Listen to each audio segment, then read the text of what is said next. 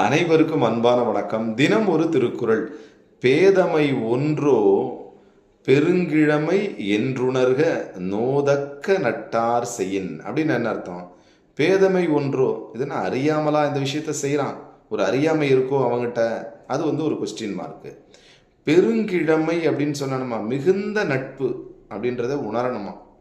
நண்பன் சில நேரத்தில் நண்பர்கள் நம்மக்கிட்ட முட்டாள்தனமாக சில விஷயத்த செஞ்சால் கூட நம்ம என்ன பண்ணோம், அதை முட்டாள்தனம் அப்படின்னு நம்ம நினைக்கக்கூடாதான். பேதமை ஒன்றோ அப்படின்னு நம்ம நினைக்கக்கூடாதான். என்ன நினைக்கணுமா, பெருங்கிழமை அப்படின்னு சொன்னால் மிகுந்த நட்பின் மிகுதியால் அவன் அதை நம்மக்கிட்ட செய்கிறான் அப்படின்றத என்று உணர வேண்டும் அப்படின்னு யார் சொல்கிறா? வள்ளுவர் சொல்கிறார்.